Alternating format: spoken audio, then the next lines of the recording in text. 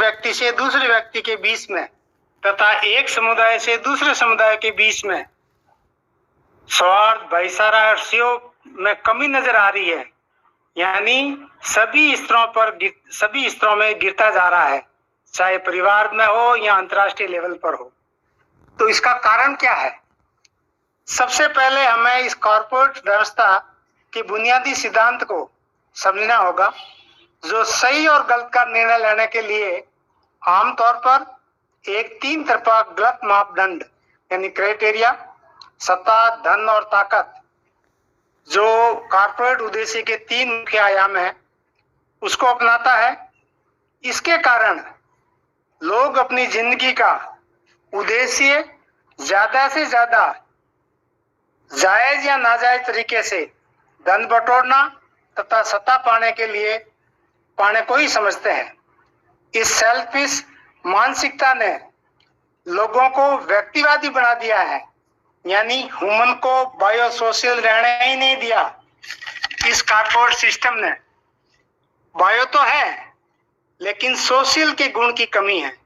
इस सेल्फिश की सोच ने लोगों को अमानवीकरण की तरफ धकेल दिया है और धकेला जा रहा है। दूसरा पॉइंट है कि वर्तमान कॉर्पोरेट सिस्टम ने सोसाइटी में इनजस्टिस का मतलब अमानवीकरण का होना या उसका बोलबाला, जहां इनजस्टिस जिंदगी का कोई ऐसा पहलू नहीं है जहां अन्याय ना हो। हर जगह अन्याय नजर आता है। अब सोसाइटी में अनबैलेंस बढ़ता जा रहा है, इसलिए अब कहा जा सकता है कि हमारा भविष्य अंधकार में होता जा रहा है, यानी हमारा भविष्य ब्राइट नहीं है।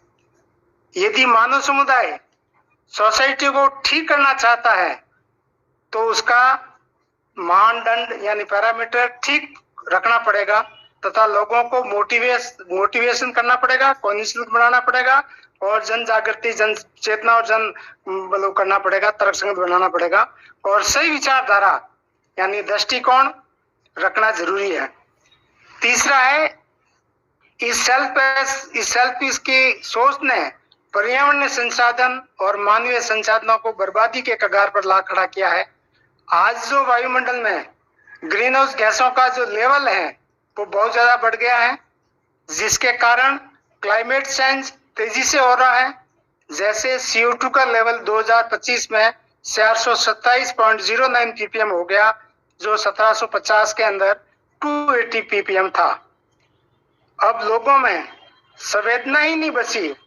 जब हम अन्याय को बर्दाश्त करते हैं तो न्याय कैसे मांग सकते हैं? जो न्याय मांगना चाहता है वह कम से कम लोगों को सूचित करें कि क्या गलत हो रहा है और क्या सही हो रहा है, तब सही और गलत का फैसला हो सकता है।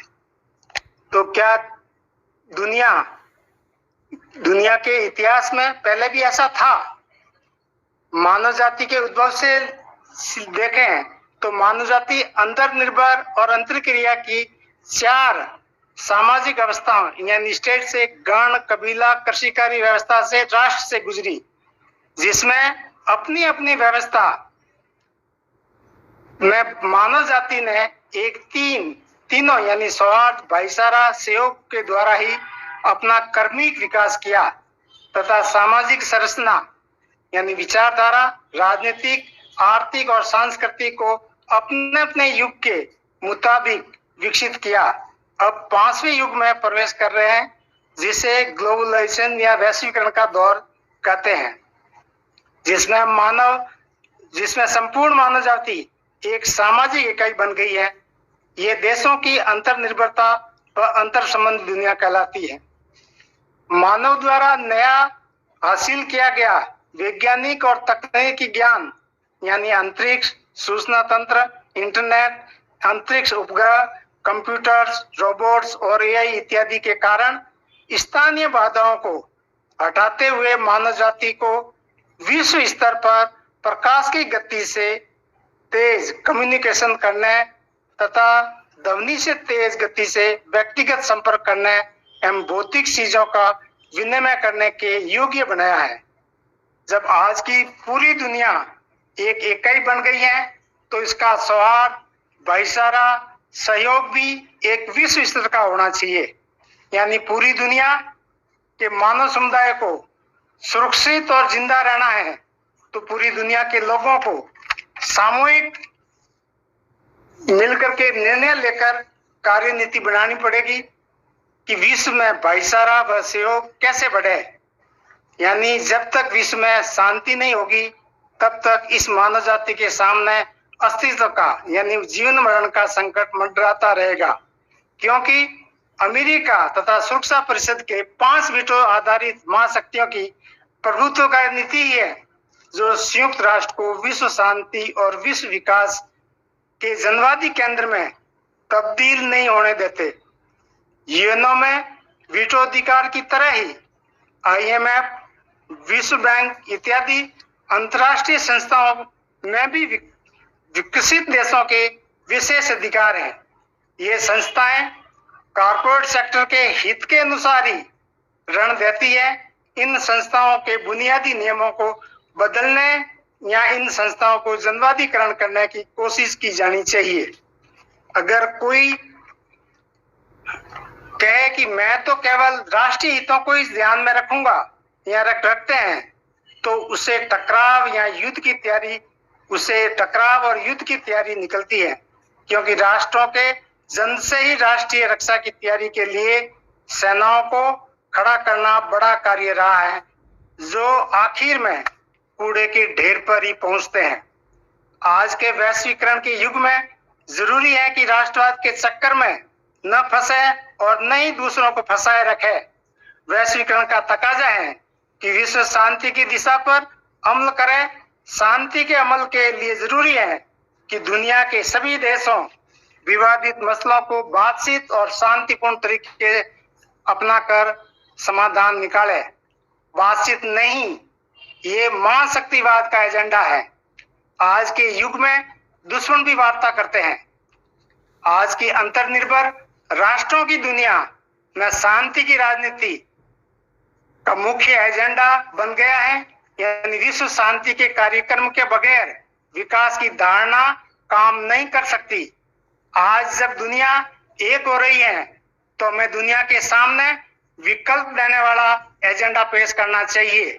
ऐसे वक्त में हमें उनसे अलग होकर, यानी एक कहावत है, कहा डेढ़ इंच की मस्जिद बना सकते हैं, मतलब ये एक मुहावरा है। यानी हमारी विचारधारा अलग होगी तो गलत में जाएंगे। हमें पारंपरिक यानी ट्रेडिशनल तथा आधुनिक यानी मॉडर्न दोनों को काम में लेते हुए लोकल टू ग्लोबल और ग्लोबल टू लोकल अपनाना होगा। जब तक हम समस्या की सही प्रकृति को समझ नहीं पाते तो इसके कारण यानी कॉज और समाधान सॉल्यूशन खोज नहीं सकते। पुरानी दुनिया की व्यवस्था लोगों द्वारा नई में पुनर्गठित की जाती है। ये कभी भी जड़ से नहीं उखाड़ी जाती। नया हमेशा पुरानी प्रासंगिकताओं का तथा उभरती नवीनताओं से गठित होता है।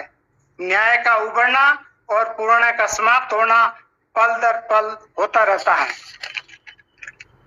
विश्व शांति के लिए जब तक दुनिया के लोगों मिलकर मास लेवल पर आवाज नहीं उठाएंगे तब तक विश्व कॉर्पोरेट व उसकी सहयोगी सरकारें कभी भी विश्व शांति की तरफ कदम नहीं उठाएंगे, क्योंकि वे सिर्फ परमाणु शक्ति के द्वारा सैन्य कार्रवाई से ही विश्व में शांति लाना चाहते हैं, जो कि एक छलावा है।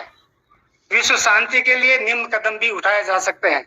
संयुक्त राष्ट्र संघ को पुनर्गठित करने के लिए सुरक्षा परिषद के 5 स्थायी सदस्यों की वीटो पावर समाप्त की जाए, ताकि किसी मुद्दे पर निर्णय लेने के लिए साधारण महासभा के बहुमत के आधार पर फैसला लेने की संपूर्ण ताकत प्रदान की जाए। विश्व में शांति की स्थापना के लिए ये जरूरी है कि प्रभुत्व, विशेषाधिकार और विशेष शक्तियों की राजनीति को छोड़ा जाए। परमाणु हथियारों पर पूर्ण नियंत्रण यूएनओ का करके और पूर्ण निशस्त्रीकरण द्वारा टकराव और सैनिक समाधान की नीति को समाप्त किया जाए। राजनीतिक, आर्थिक तथा विकसित और विकासशील देशों के बीच विकास का फर्क एवं अमीर और गरीब के बीच की खाई को काटा जाए। यूएनओ की महासभा दुनिया के सभी देशों के बीच शांति, मित्रता और ऐसी संधि कराना तथा आपसी छोटे बड़े सभी विवादों यानी डिस्प्यूट का समाधान शांतिपूर्ण तरीके से दुनिया में प्रत्येक देश के साथ शांति, सहयोग और मित्रता के आधार पर विदेशी सुरक्षा नीति अपनाई जाए। प्राकृतिक संसाधनों पर कब्जा करने की जो होड़ आज लगी हुई है, जो महाशक्तियां कर रही है, उसको छोड़ा जाए। एक देश दूसरे देश पर दखल अंदाजी देना बंद करे।